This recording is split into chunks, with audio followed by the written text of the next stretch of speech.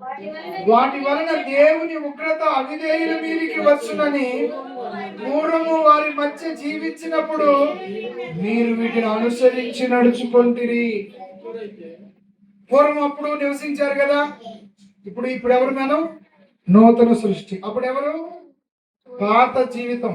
పాత జీవితంలో వాటిని అనుసరించి ప్రవర్తించాం కదా, ఇప్పుడు క్రొత్త వాళ్ళం అయ్యాం కదా. చెప్తున్నాడు చూడండి, ఇప్పుడైతే మీరు కోపము, ఆగ్రహము, దుష్టత్వము, దూషణ మీ నోట పూతులను వీటిని విసర్జించుడి.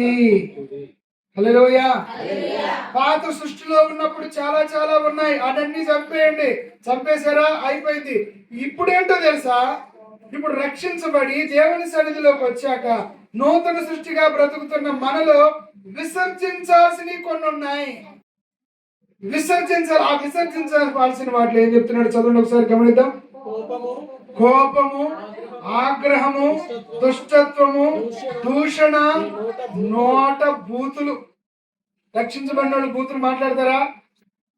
ఇక్కడ బూతులు మానాలంటున్నాడు, అంటే మాట్లాడతారని మానుకోమని కూడా చెప్తున్నాడు. కొంతమంది కోపం వచ్చింది అనుకోండి, ఏం మాట్లాడతారో తెలీదు. ఓయ్, నువ్వు నూతన సృష్టి మర్చిపోకూడదు. హల్లెలూయా. కొత్తగా పాతోడినే బయటికి తీయటం, వాటితోనే ఆలోచించటం, పాతోడినే బయటికి తీయటం, వాటితోనే చర్చ చేయటం, పాతోడినే తీయటం, వాటితోనే ముచ్చట పెట్టడం. హల్లెలూయా, హల్లెలూయా. పాత వ్యక్తి కాదు, నువ్వు క్రొత్త వ్యక్తివి. అసలు నువ్వేంటో నువ్వు తెలుసుకో. నీకు స్నానం చేయించి రాజవస్త్రాలు వేసి తీసుకెళ్లి రాజ ప్యాలెస్ లో కూర్చోబెట్టి రాజకుమారులా బ్రతకమంటే మరలా పిచ్చి వెతుకుంటున్నావేంటి? హల్లెలూయా. నీ స్థితి ఏంటో నువ్వు తెలుసుకో. నువ్వెవరో నువ్వు అర్థం చేసుకో. సర్వశక్తుడి రక్తంలో నువ్వు కడగబడ్డావు. సర్వోన్నతుడైన దేవుని ఆత్మ నీలో నివసిస్తున్నది. దేవుని దూతలు నీకు పరిచారకులుగా ఉంటారు. అబద్ధాలాడే కర్మ నీకేంటి? ఆవేశపడే కర్మ నీకేంటి? చూడండి మాట. ఇప్పుడైతే మీరు కోపము, ఆగ్రహము, కోపం, ఆగ్రహం ఒకటి కదా? చెప్పరు. కోపం, ఆగ్రహం ఒకటి కదా? హల్లెలూయా, హల్లెలూయా. చదవండి అన్నమాట. కోపమును, ఆగ్రహమును, దుష్టత్వమును, దూషణయు, పూతులను వీటన్నిటినీ విసర్జించుడి. ఒకడితోనొకడు అబద్ధమాడకుడి.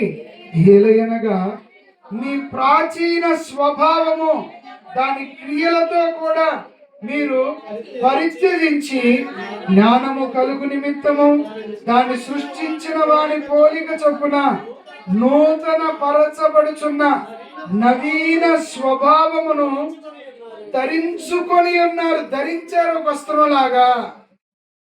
తెల్ల వస్త్రం వేసుకున్నారు అనుకోండి, భోజనాలు వంట చేసే వాళ్ళ దగ్గరికి వెళ్తారా? మీరు కాలువలో బురద ఎత్తిపోసే వాళ్ళ దగ్గరికి వెళ్తారా? మీరు వేసుకున్న తెల్లటి వస్త్రం దాని మీద ఏ మురికి పడకుండా ఎలాగైతే కాపాడతారో, ప్రైజ్ లార్డ్, హల్లెలూయా. అట్లాగే నువ్వు మాట్లాడేటప్పుడు, నువ్వు ఆలోచించేటప్పుడు, నువ్వు చేసేటప్పుడు నువ్వు ఆలోచించాలి దాన్ని. నువ్వు నూతన సృష్టివి. ముందే మర్చిపోకూడదు. నువ్వు ఎవరివో నీకు తెలియట్లేదు. నీ చేత 4 దొంగతనాలు చేయిస్తే నువ్వు దొంగోడివి కాదు.